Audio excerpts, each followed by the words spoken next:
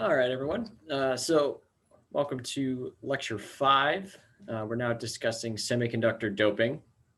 So at this point, you should have already seen the lecture that discusses general carrier statistics for intrinsic semiconductors. And so here, what we're going to do is look at what if it's not an intrinsic semiconductor? What if it's extrinsic? So to sort of summarize, we've examined intrinsic semiconductors, and we have looked at a model that looks sort of like this image here, where we have a whole bunch of, for example, silicon atoms. They're all exactly the same. Note that silicon is one of the adamantine semiconductors, so it has 4 average valence electrons. In fact, since it's just completely pure silicon, they all have exactly 4 valence electrons, and it binds to 4 neighbors. Right. So if you look at this crystal structure here, each silicon can share electrons with its donors, and then they are all nice and shared. They have complete shells. Everything is nice and good. So that's if you have a pure crystal. Now, you should know that getting a pure crystal is basically impossible. Right. You can get large areas maybe that are pure semiconductor, but you're going to have other things that can find their way into the crystal. And occasionally we can put in things that purposely are impurities. So what if we add in an atom or substitute an atom for one of the silicon sites that has, instead of 4 valence electrons, it has 5, right? So in that case, that's like phosphorus. So now we have shared all of these electrons. So there's 1, there's 2, 3, and 4. But then the phosphorus still has an extra electron here. All right, so the phosphorus, unlike the silicon, which has only 4 valence electrons, has this extra electron kicking around located on that atom. Now, if we choose our dopant carefully, what can happen is that electron actually does not stay attached to the phosphorus. It is now moving around through the lattice. The way that it does that is through the conduction band. And since the electron is given from the phosphorus to the conduction band, we say that it is donated. So that increases the concentration of electrons, which are the N-type carriers. And so we would call that phosphorus atom a donor or a donor site. Now note, once that phosphorus donates that electron, it goes from being a regular phosphorus to being a phosphorus plus. So when you see donor atoms, they'll actually be positively charged because they've, remember, given up an electron. Okay. This works in reverse too. So if we do something that instead of having 4 valence electrons has 3 valence electrons, like in this case, we have boron. That now has, all right, donates 1 electron, donates another, but now it's out of electrons. It can't give anymore. But what it can do is accept electrons. And again, if we choose our dopant carefully, we can then pull an electron out of the valence band and give it to the boron, right? So that boron becomes a B minus, and it donates a hole into the valence band, or equivalently, it accepts an electron. So if you have 3 valence electrons, you donate a hole. If you have 5 valence electrons, you donate an electron. So we would call boron, in this case, an acceptor, because we're going to use the terminology like with how the electrons are moving. So since the boron is accepting the electron, we're going to call it an acceptor. Now, the way that this kind of works is that you're going to get, remember I said we have to choose this carefully. So we have what is going to be called the donor level or the acceptor level. And what that means is like the energy of the valence band of that, or of the HOMO of that atom. So for the phosphorus, for example, we have a donor level that is pretty darn close to the conduction band of this semiconductor that we've chosen. So it's so close, in fact, that you can thermalize this carrier. So just with ambient room energy, like room temperature energy, that electron pops up into the conduction band and then can start moving around doing whatever it wants. And on the converse side, for the boron, we have a level down here, and its level is so close to the valence band that it's very easy for an electron to just pop up onto the acceptor level and donate a hole into the valence band. What that'll end up doing, you might imagine, is if you have a couple of phosphorus atoms, how many, who knows, or you have some number of phosphorus atoms, you're going to donate a whole lot of electrons into the conduction band.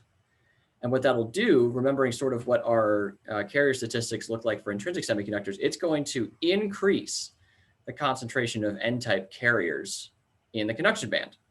And it should not affect the number of P-type carriers in the valence band, right? Because it's not donating anything, or it's not accepting any electrons, it's only donating them. Conversely, for the acceptors, again, you're not going to affect the N-types now. That's going to be basically the same as it would be for an intrinsic semiconductor. But now we have increased the concentration of P-type carriers in the valence band. And now I claim that doing so shifts the Fermi level, which, as we talked about in the last lecture, the Fermi level is the chemical potential of our semiconductor, of our solid. So if we can shift the Fermi level just by adding these little bits of impurities, we can dramatically change the reactivity of these semiconductors and of these materials in general. So that'll be pretty important. If, of course, I'm telling the truth, and we'll get into how that happens or whether it happens. So the first thing we need to know is how many dopants do we need to affect carrier concentration, right? Because I showed you up here that we can affect the carrier concentration, but like how many dopants would you need to do that, right? In our cartoon example, we just had like a whole bunch of silicons and we changed one of them, and then we were like, yay, it's doped, and we've added or removed an electron from the lattice. But how many dopants would I actually need to do that? Would it just be one? Would it be two? You know, would it need to be all three? Would it need to be just an unrealistic number? So to find out, we first need to find out what a typical intrinsic carrier concentration is. So we'll use silicon as our example, as we will for a lot of things. So from last lecture, we have this equation here for N sub I, the intrinsic carrier concentration, or in this case, intrinsic concentration of electrons. Remember, for an intrinsic semiconductor, you only get electrons if you also have a hole. That's how it works. So it's going to be equivalent for both. If you do the equation here, N sub I is going to be equal to the square root of N sub C, which is equivalent to 3.2 times 10 to the 19 in silicon, which, by the way, remember, is the effective density of states in the conduction band, times capital N sub V, which is 1.8 times 10 to the 19, which, again, is effective density of states in the valence band, multiplied by the exponential of negative E sub G, the band gap energy, which in silicon is 1.12. And then we have, divide that by KT. We're going to take 3 to be 300 Kelvin, or we're going to take T to be 300 Kelvin. Room temperature is 298. That's close enough. And if you multiply all that together, you get 1.18 times 10 to the 10 carriers per centimeter cubed. Okay, so 10 to the 10, that's a lot. That's a lot of carriers. But let's let's compare that, shall we, to something else. So hold on, I've got these calculations over here. Yeah, I'll leave them. That's fine.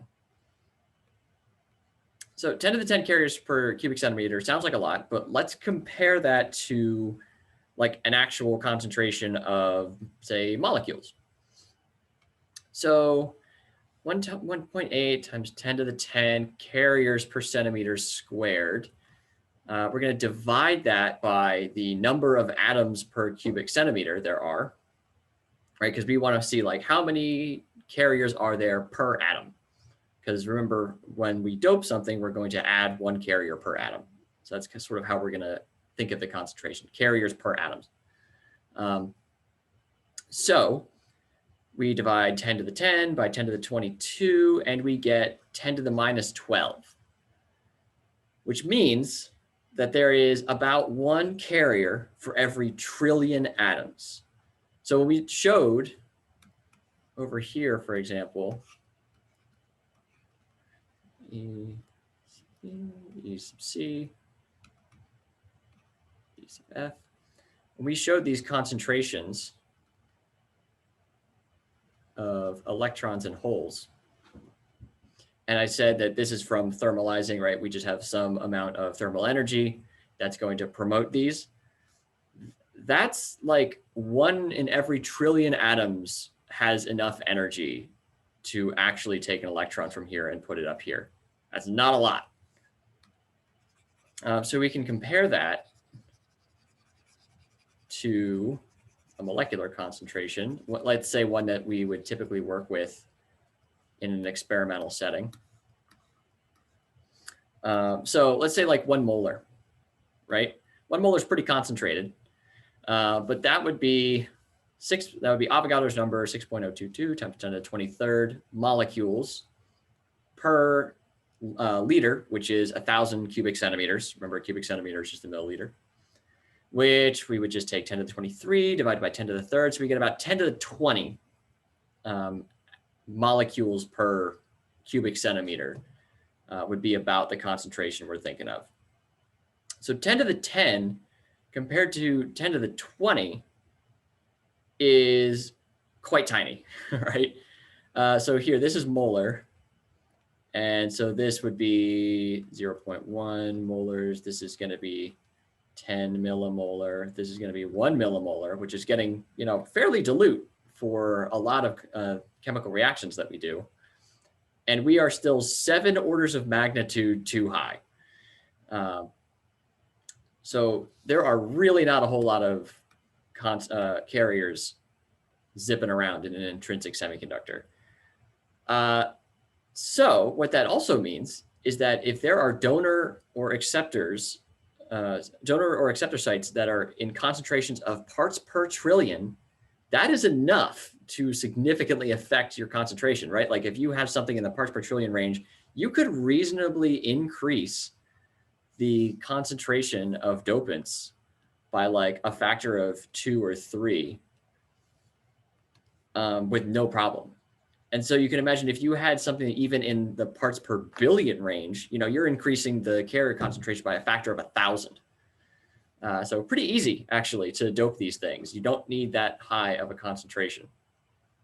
Now, if you look at the equation here, and we look at the dependence on E sub G, you'll see that a larger band gap will result in generally a smaller carrier concentration.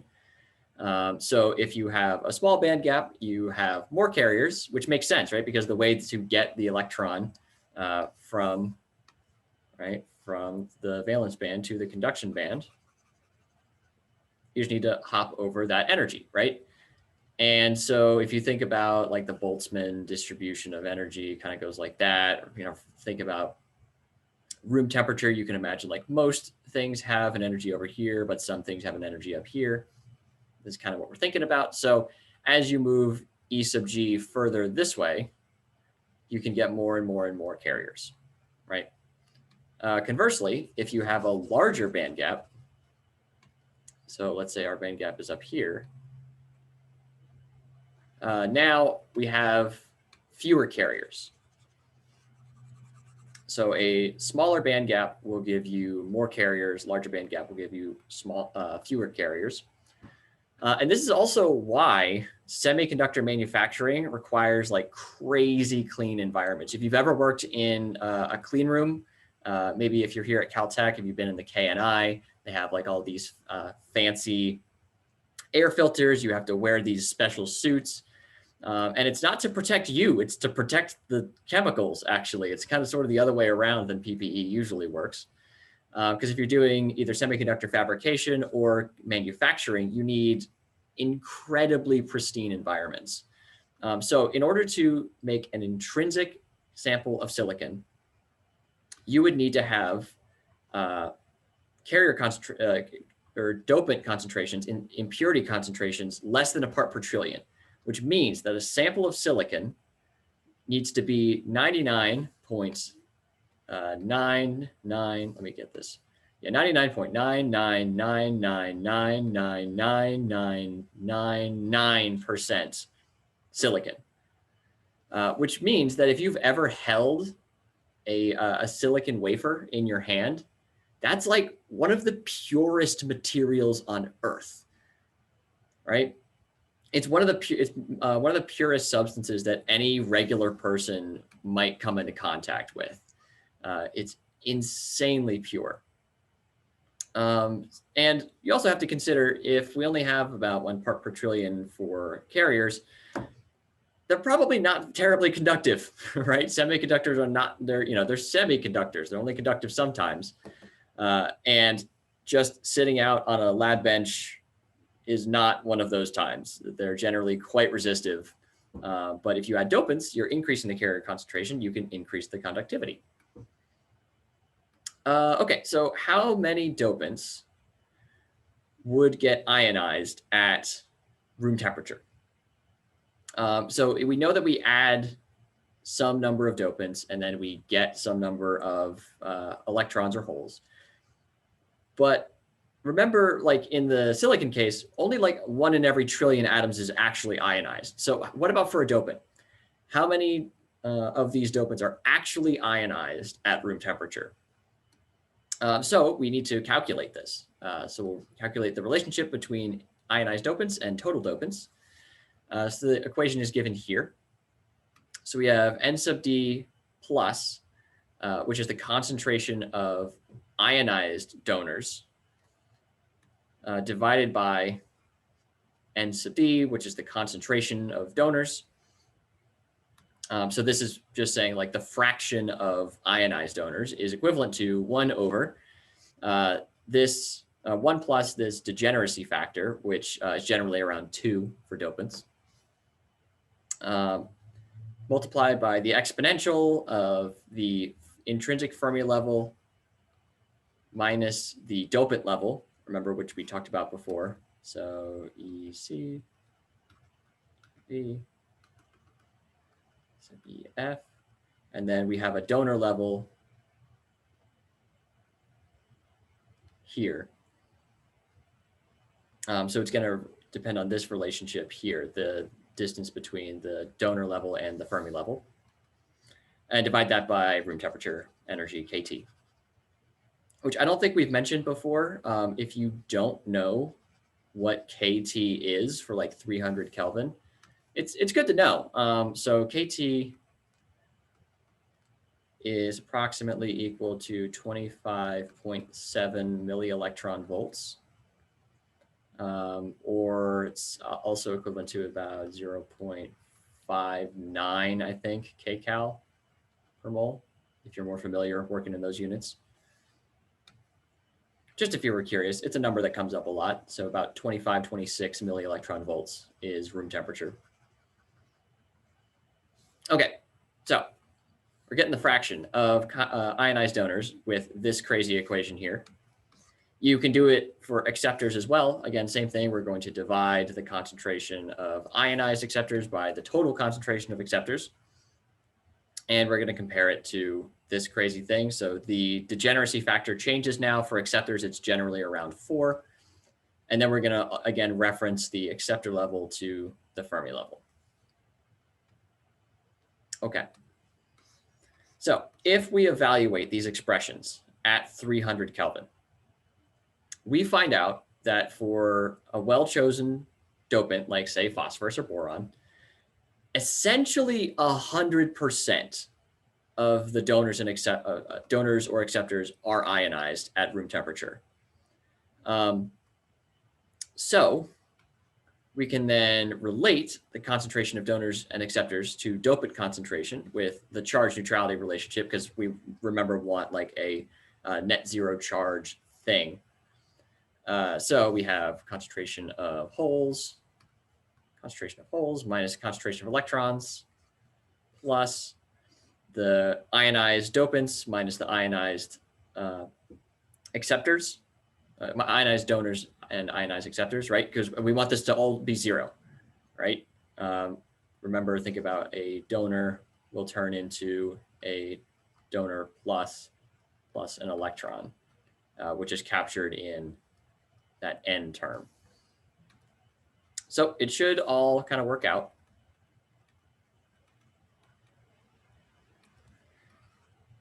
And since we have the donors that are ionized is approximately equal to the concentration of donors in general, and same thing for acceptors, we can just sort of restate it here. So the charge neutrality relationship is P minus N plus N sub D minus N sub A is equal to 0. And all that's telling you is when you have a bulk crystal, it's net zero charge. This is one way to find out concentrations or to figure out P or N if you know everything else. So one thing that's really important to do is to understand how carrier concentration changes with temperature.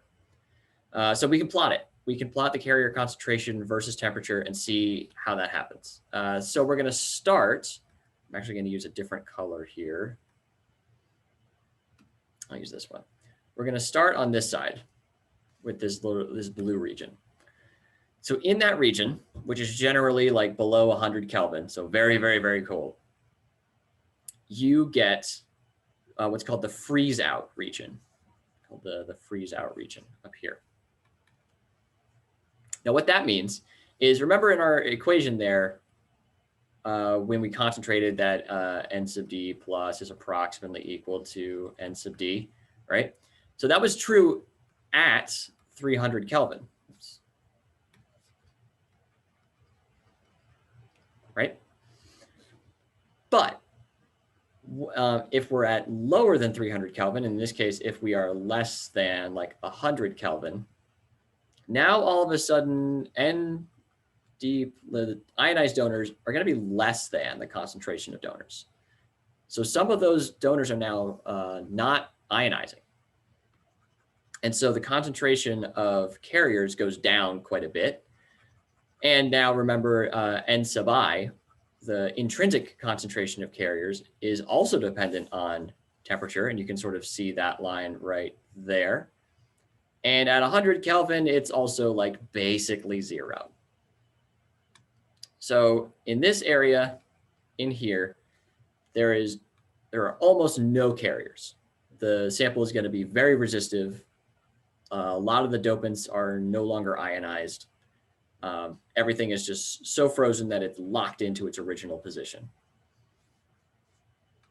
Now, in this yellow region in here, that is where we have that's like the extrinsic region.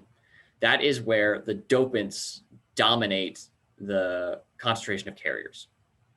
So in this region, going from like about 100 to like about 400 Kelvin, you have basically all of the dopants. You have this relationship equals ND.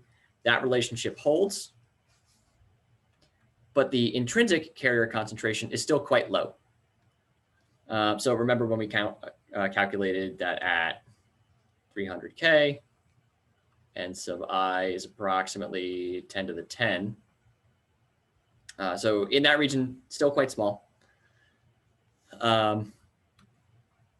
So almost all of the dopants are ionized, almost none of the intrinsic semiconductor atoms are ionized. So you get very dominated, or you get behavior in the semiconductor that is dominated by your dopants. You can see it's a pretty wide temperature range. So it can be quite useful. But in this region, if you have a doped semiconductor, your behavior is going to be dominated by your dopant. But if you heat it up enough, your intrinsic carrier concentration is going to increase exponentially. And eventually, that will overwhelm the concentration of dopants, which I mean makes sense because let's just say that we have a dopant concentration that's like in the region of like parts per billion, right? For carrier concentration, that's a lot.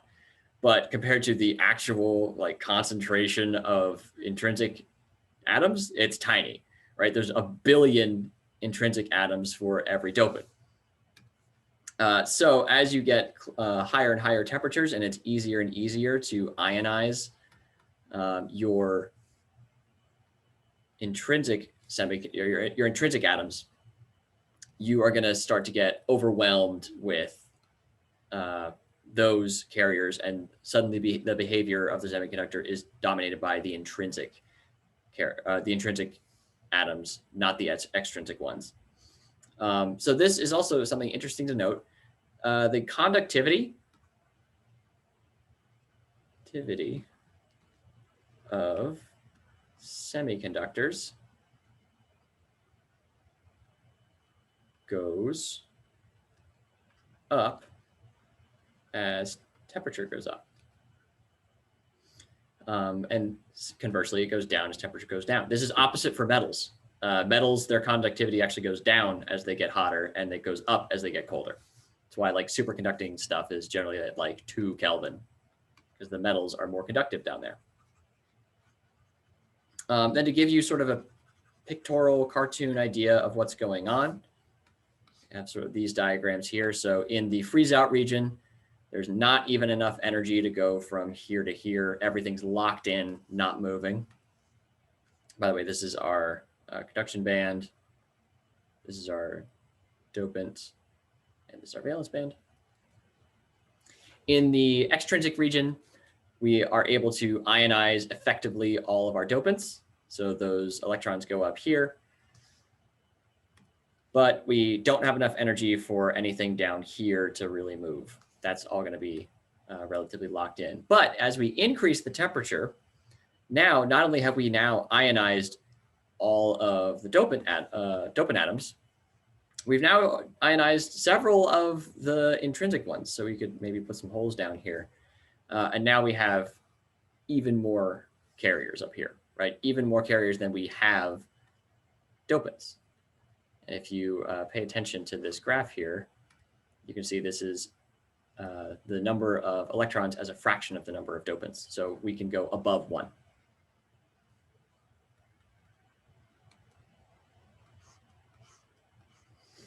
Okay. Now, remember from the intrinsic carrier concentration discussion, for any non-degenerate semiconductor, n sub I will always equal n times p, or n sub I squared is always equal to np, always. Just because we add dopants, that doesn't change this. You can think of it like, if you have a sample of water, just regular H2O, it's neutral, so you have like 10 to the minus 7 H plus, 10 to the minus 7 OH minus, right? And then what if I dumped in a whole bunch of hydrochloric acid in here, right? I would increase the concentration of H plus and decrease the concentration of OH minus. So what you would end up getting, so Kw is 10 to the 14, 10 to the minus 14 always. So if I knew, for example, like I measured the pH and I knew that the concentration of hydrogen or of protons is now like say 10 to the minus 4, well, then I know that the concentration of hydroxide ions is now 10 to the minus 10, right? because that Kw always holds. Similarly, the n sub I squared always holds. So it's not strictly true what I was saying before, how like the dopants don't actually affect the concentrations of ionized carriers. And the way that you can think about that happening, right? So let's think about those densities of states that we have. So let's just say, yeah, density of states kind of going like this, if I remember correctly. But since we have dopants up here now, we've filled in, let's say, this much of our density of states. So now instead of us needing to promote an electron from here to here, we now need to promote it from here up. So it's almost like you've increased the conduction band energy. I mean, you haven't, but it acts sort of like it. That's why that concentration is going to be different. Okay, so let's get to the equations governing that.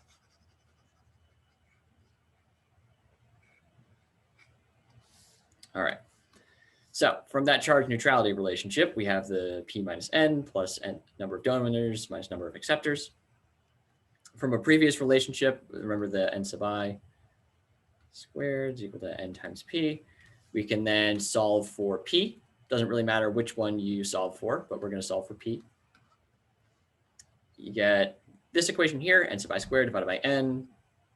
Then we're going to multiply, in this case, by negative N. This was just sort of the way that the textbook did it. You can multiply by N, works out basically the same. And you get this here, you get this quadratic equation here. Oops, there we go. You get a quadratic equation.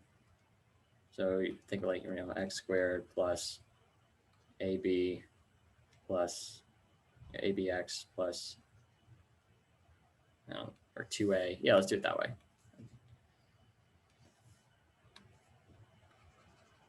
You get like x squared plus, let's say 2A, 2x plus A squared, something like that, right? It's a quadratic equation. So then you can apply the quadratic equation, negative b plus or minus square root, that one. We can solve for n and get this equation here.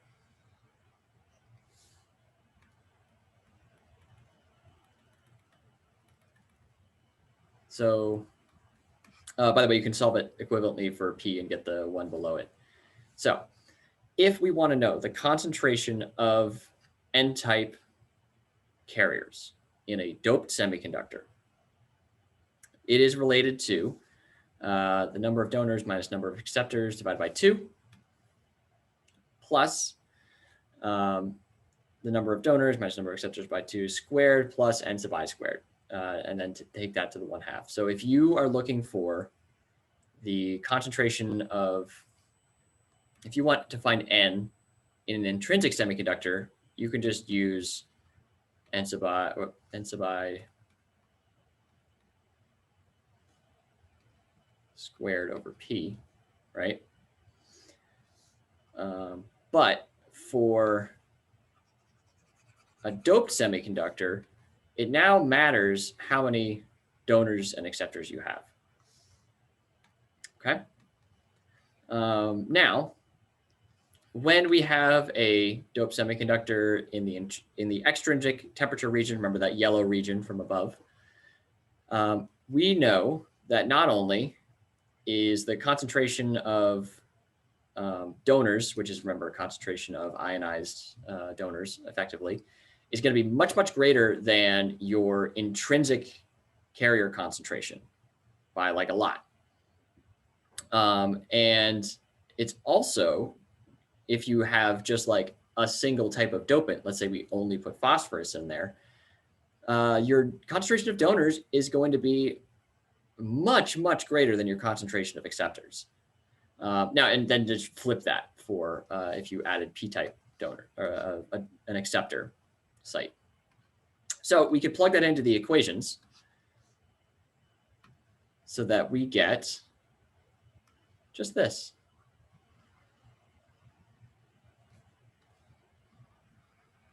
Very simple, right? So now we get the concentration of N-type carriers is effectively equal to the number of donors, which makes sense, right? Because that's what's overwhelming our behavior. And then if we wanted to find the number of holes or the number of p-type carriers, all you have to do is divide n sub I squared by the concentration of donors.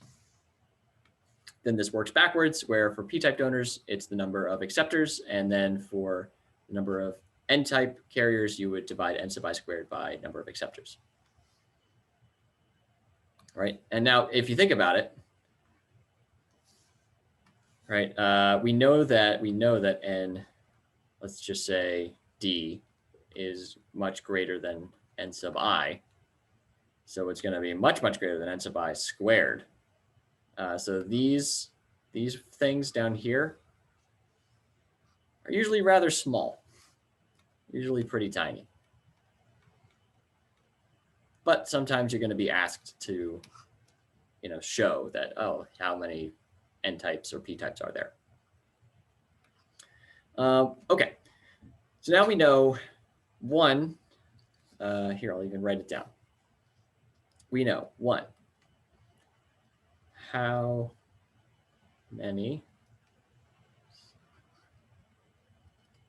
dopants do we need to affect concentration?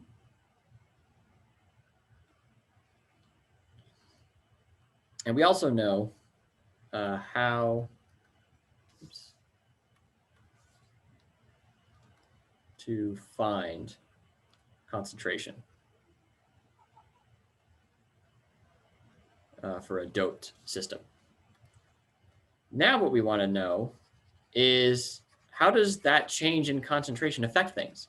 Because you probably remember from last time, the Fermi level was determined by the concentration of carriers above and below in the conduction band and in the valence band.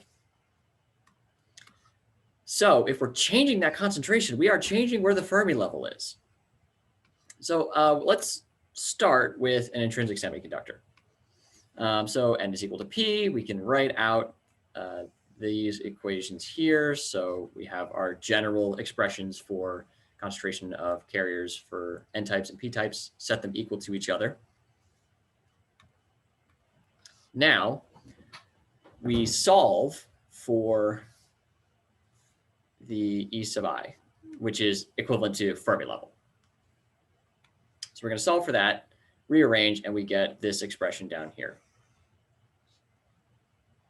So the intrinsic Fermi level is going to be equal to the energy of the conduction band plus energy of the valence band divided by 2. Then adding kT over 2 times the natural log of number of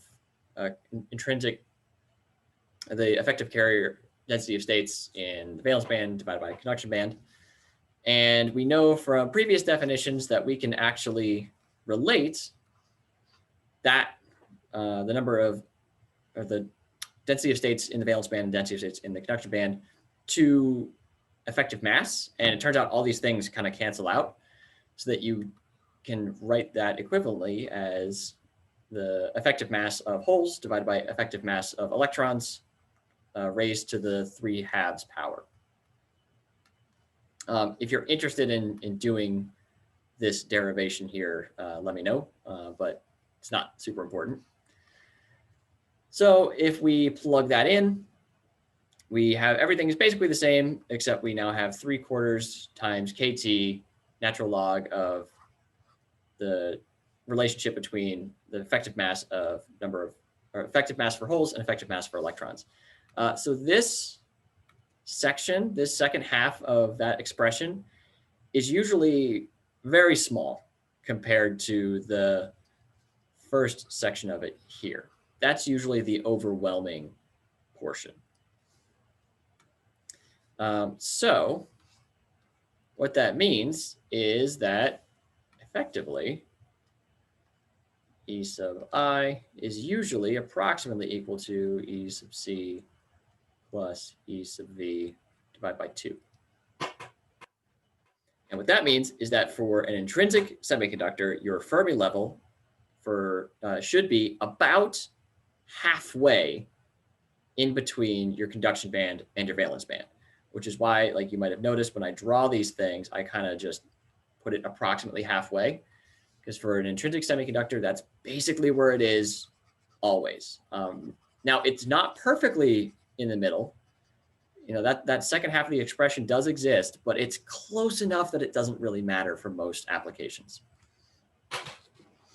Now, when the semiconductor is doped, we're going to use a different expression. So that expression is given here. So we're going to reference the new Fermi level, which is going to be denoted E sub f, to the initial or the intrinsic Fermi level, E sub I. And that is going to be equal to kT, room temperature, multiplied by the natural log of number of dopants divided by the intrinsic concentration of, the number of n-type carriers divided by the intrinsic number of n-type carriers, or you can do it the same way for p-types. You just got to throw a minus in there.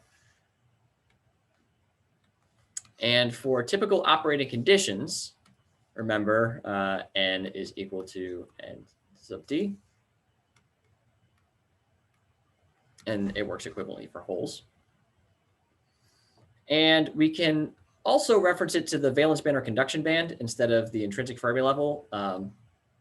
I don't really like doing that, but if you wanted to, you know, these are the expressions here. I think it's more instructive to think about how it relates to the Fermi level, the intrinsic Fermi level. So if we increase the dopant concentration, what happens? So if we look at this expression, we have E sub f is equal to E sub I, which is a constant, right? The intrinsic Fermi level is a constant. That's not changing as we change the concentration of dopants. So that stays the same. Plus kT, which again, that's a constant, not changing, multiplied by the natural log of the number of dopants, which is what's changing, divided by the intrinsic concentration of dopants. That also, the intrinsic carrier concentration does not change, right? N sub I squared is always equal to N times P. So likewise, N sub I is always going to be the same thing. It's always going to be a constant. So what that means is that the Fermi level is proportional to the location of the Fermi level, the energy of the Fermi level is proportional to the natural log of the concentration of dopants. Now, what happens if we increase the number of dopants? Well, if we increase the number of dopants, then we increase the size of this expression, right? Natural log of 5 is going to be greater than the natural log of 2, right? So what that means is that as you increase the number of dopants, your energy, the energy of your Fermi level, goes up with respect to the location of your intrinsic Fermi level. So the more you increase the concentration of n-type carriers, your Fermi level goes closer to the conduction band. Okay?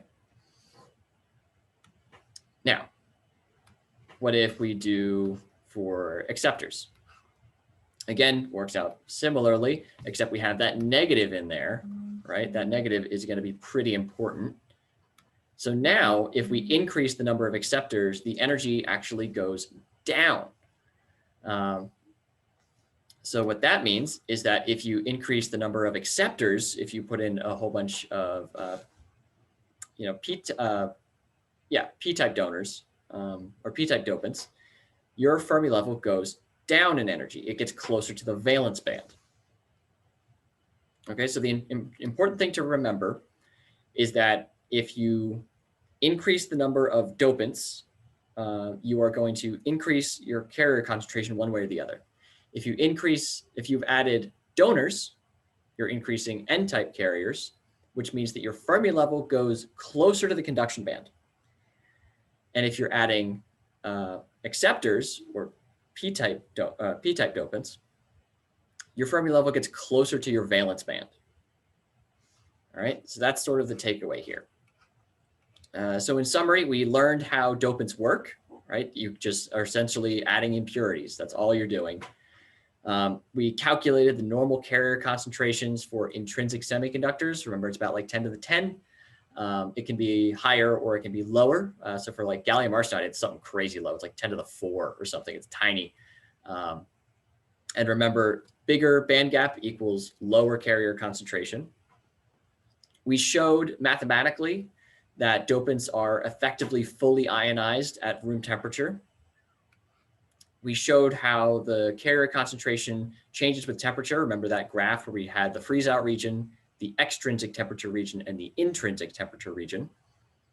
And then we calculated how the Fermi level changes with doping. So hopefully this served as a good introduction to semiconductor doping, and I'll see you at the next lecture.